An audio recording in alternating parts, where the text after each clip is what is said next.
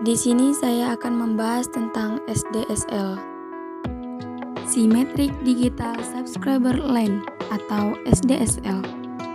SDSL adalah layanan akses internet kecepatan tinggi dengan pencocokan upstream dan downstream kecepatan data. Dan ini adalah gambar dari konfigurasi koneksi SDSL. SDSL ini sangat cocok digunakan untuk mengakses internet kecepatan tinggi karena memberikan kecepatan atau lebar pita sampai 2,3 Mbps dan diberikan secara simetris. Selanjutnya ADSL, Asymmetric Digital Subscriber Line atau ADSL. ADSL adalah teknologi akses dengan perangkat khusus pada sentral dan pelanggan yang memungkinkan transmisi broadband melalui satu pair kabel. Dan ini adalah salah satu contoh gambar konfigurasi koneksi ADSL. ADSL memiliki kecepatan yang tertinggi dengan jarak yang memadai. Untuk uplink bisa mencapai 8 Mbps dengan jarak kabel maksimum 5,5 km. Teknologi ini lebih banyak menerima data daripada mengirim data. Contohnya adalah untuk mengakses internet. Selanjutnya HDSL, High Rate Subscriber Line (HDSL). HDSL merupakan teknologi aplikasi pada jaringan lokal tembaga untuk menyalurkan layanan 2 megabit per second. HDSL sangat cocok digunakan untuk gedung-gedung perkantoran atau komplek perkantoran karena memberikan kecepatan atau lebar data sampai 10 megabit per second dan dapat dibagi-bagi kepada seluruh pengguna akhir.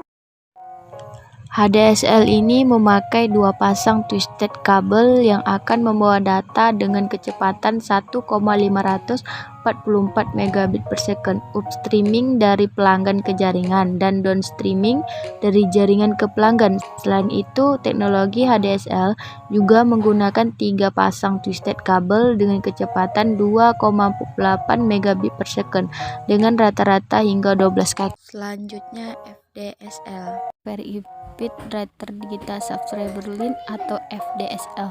FDSL adalah pangkat aktif di jaringan akses pelanggan yang digunakan untuk mendukung implementasi layanan multimedia pada jaringan broadband dengan menggunakan 2 pair kabel tembaga. Teknologi FDSL bersifat asimetrik, rentang operasinya terbatas pada 1000 sampai 4500 kaki.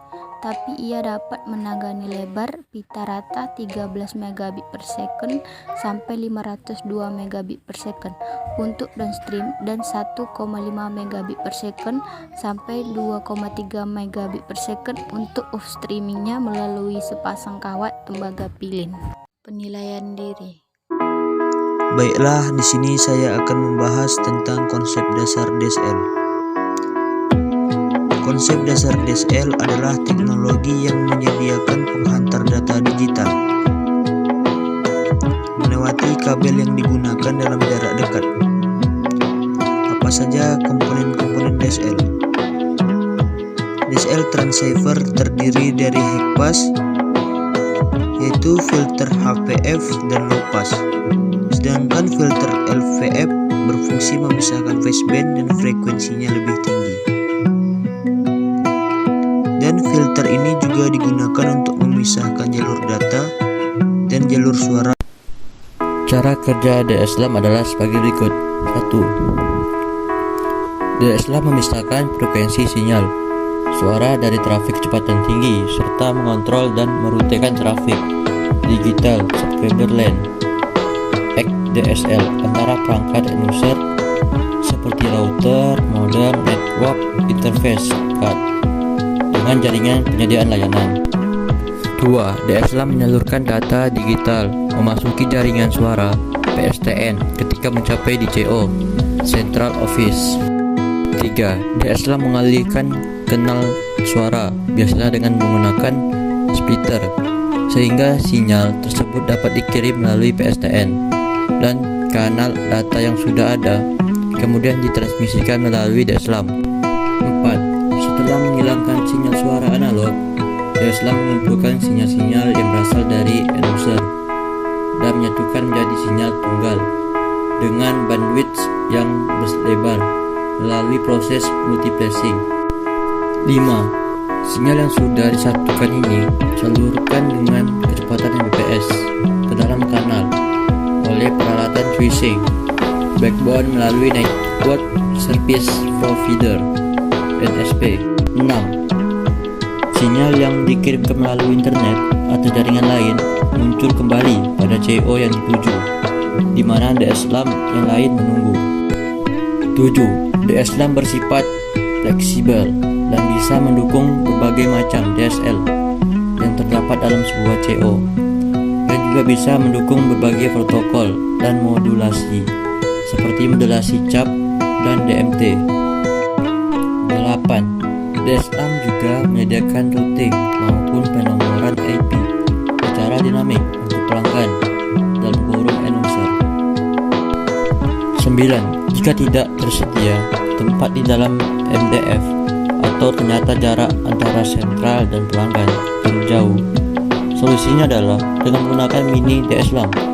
Mini DSLAM ini terdapat diletakkan pada EK yang terdapat di antara CO dan pelanggan. Prinsip kerja DSLAM.